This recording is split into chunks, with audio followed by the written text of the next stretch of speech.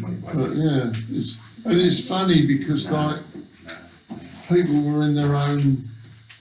Because I was the gamekeeper's son, I was somewhat ostracised from the rest of what was going on in Walton. No, it's true. Yeah. It's true. Yeah. It is true. Because, you know, you were the gamekeeper's son and everyone was short of food.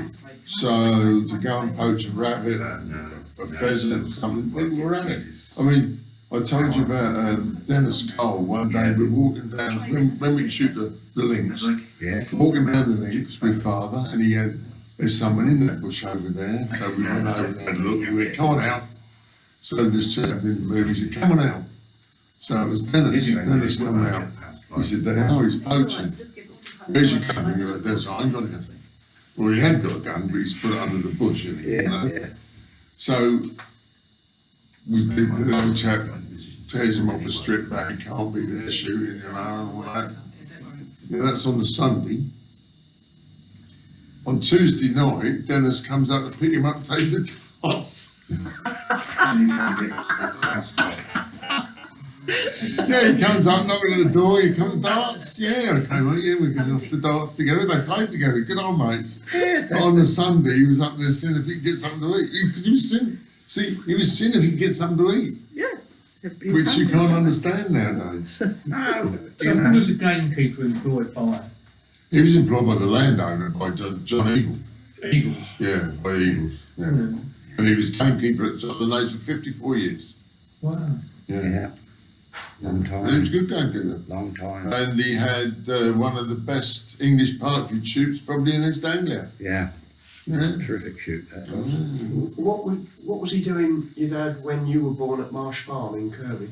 Well, he was at that, because he came out of the RAF as an engineer, but at that time he was working for the railways as an engineer. But there was such a shortage of houses, so we were living with Nan and grandfather in the cottage on Marsh Farm, which is burnt down now. And I think the farm offered father a house, so he then took on the gamekeeping and labouring on the farm for a house. Was that a natural thing for him to do again? He was good at it. He loved nature and he was a good gamekeeper. Yeah, He knew the business before. Yeah, the grandfather was a gamekeeper, but he wasn't quite in the same league as dad. All right, okay. But he was good at it, and that was acknowledged by lots of people. I mean, lots of local people acknowledged that, and people that came shooting acknowledged it. So. But he put a lot of time into it, a lot of effort into it. A big part of that then was managing for a shoot. Yeah. Shooting. He'd have about 3 or 4 shooting days a year where they'd shoot English partridge particularly, and later on pheasants. But English partridge was the great passion. Yeah. And then in the afternoon, and then they'd shoot till about 1, then they'd have lunch, and then about 3:15 they'd go down to the splashes and shoot teal. Until with people that got money, they loved to shoot teal. Brought in over a flight pond, so the teal would come in and then climb out. Yeah. So not round on the ground, Hutch. Man, you know what you get. So rich people would pay to come to shoot. No, in those days you didn't pay, you were a guest of the farmer. So you employ a gamekeeper just to... Full-time gamekeeper, Yeah. Wow. Big money to pay, isn't it? Yeah. Bit different to creeping. And everything was wild. Everything was wild and that. And he'd, different days because he'd poison things, snare things, shoot things. So foxes were poisoned, snared or shot. That's right. And he'd sometimes get a local person's dog in the snare. George Grover came up one day in a terrible thing, in a big temper. Once he stopped the temper, they went and took the dog out of the snare. Father said, you can keep swearing at me, but in 20 minutes' time, your dog's dead. So he says, stop swearing at me, we'll go and get the dog. So they went and got the dog. Yeah. Because father knew where his snares were, and he knew the dog would be in a snare. And then when he died, he had a little lock-up, and in his lock-up, he had a little box, and in his little box, he had strychnine, all the poison you shouldn't have in life. Yeah. And, yeah. He could But poison did he anything. catch local people? Were they fined or prisoned? No, nobody was No, fined. no.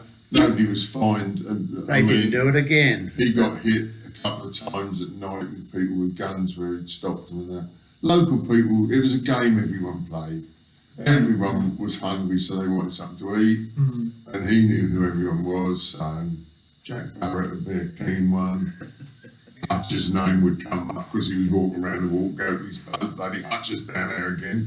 Yeah, You know, whether he was down up there. any good or not, you didn't know. But that's how it went, isn't it? Well, that's how it went, wasn't it? That's how it was, Then yeah. later on in life, they become mates and sort of knock around together and sort of see each other. About 100 years ago, people were sent to prison, weren't they? Oh, yeah. And, well, they even hung, I think. Yeah, there's all sorts of things. I mean, we had some fantastic times because there's quite a lot of smuggling going on. And one night I went down the flight with him and we're sitting at 2 splashes each. The landowners shot these splashes the night before, so we go down to get a couple of ducks for dinner the night after. Yeah, you know, that's right, like yeah. you do. And the old chap stood up too early. Like Malcolm would understand. You're sitting there, and all of a sudden you take your cartridges out because you know it's over. And he would be more or less at the same time. You know, you just sense it. But he stood up too early, and he come over and he said, "Put your gun under the bush." He said, "There's some people over there." So we went over because he's getting a bit hard under the collar because he thinks they're poachers. But there are 5 men. One's got something under his coat. He's got his arm over. So the old chap's really got it now because mate's got a gun under his coat. He says, "I know you're under your coat." Anyway, this man offered him his card. He said, "Look, it's my warrant card. I'm an excise man." I'm not going to do any good. No, excise man. He said, "I'm going to call the police." He said, "You call the police? I'm an excise man. Can go where I want." Oh dear. Yeah. Oh dear. And you knew who was where, didn't you? You knew sort of, you could hear us. Yeah. Malcolm had a place that he fed over the backwaters, so yeah, I'd go up and see my father on the farm and I'd know where Malcolm was. You should hear his gun. Pop, pop, pop, pop. Yeah.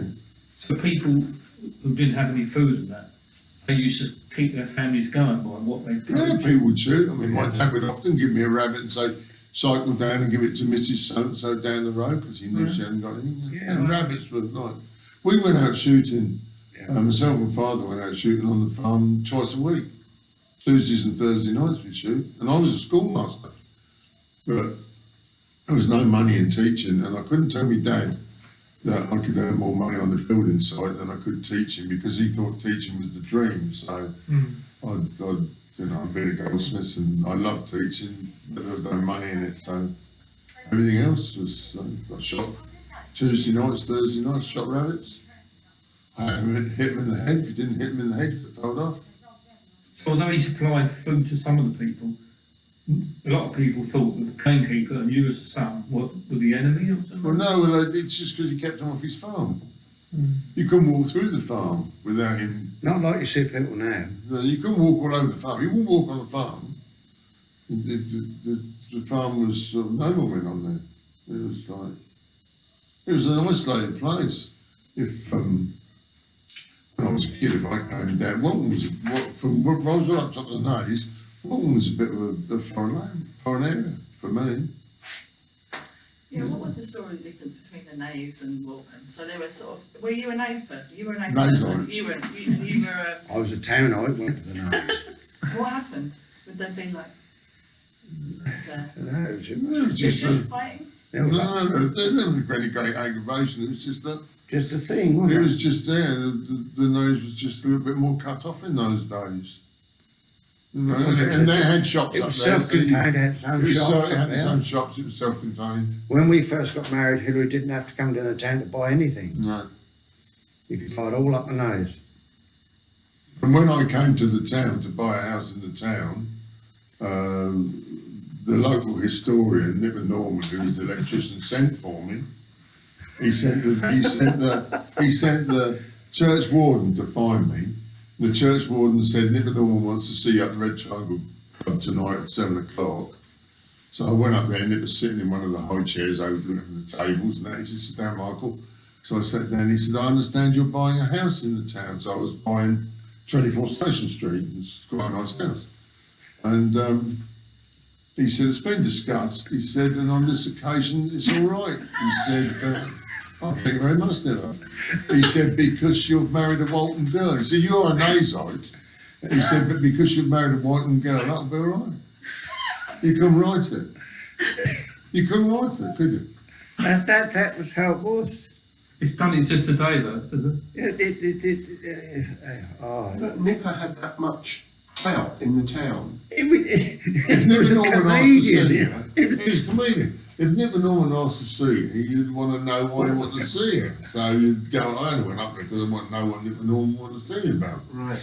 You know, and then it's all straight faced, you know, and it's been discussed. That means it's been discussed at the cafe at the top of the slope there where all the Walton, you've got to remember, see, Walton tradesmen, they met at the cafe about 8 o'clock in the morning for a tea. Then they went back there about 11 o'clock for another tea. And then they met about 3 o'clock for another tea. And in between, if they had to, they did a little bit of work.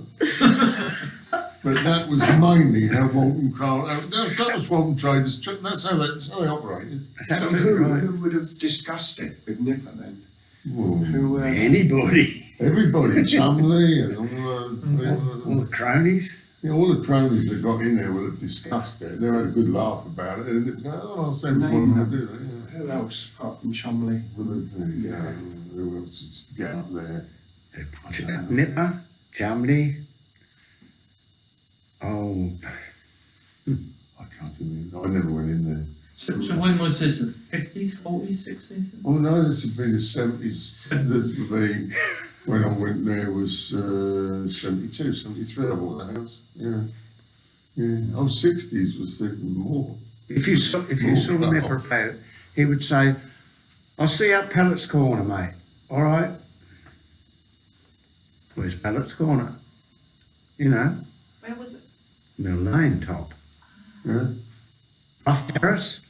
Up Yeah. there, that little parade that goes right through from the almost the pier right to the car park. That straight bit there. Yeah. That parade There was there. a terrace of houses on there, wasn't there? Yeah, Down the 'cause wall. a bomb hit them, Yeah. blew that whole road down. What's a garden there? It was big. And the house on the corner, the one back in my grandmother's place. There was the Catholic church opposite where I live Yes. on Station Street. There's a block of flats there. That That was demolished. The police station. bombed. The police station got hit. Yeah. Yeah. Stop for a minute. Okay, well done. That's a lot of stuff. There's a lot of stuff. That's a lot of That'll stuff. do now.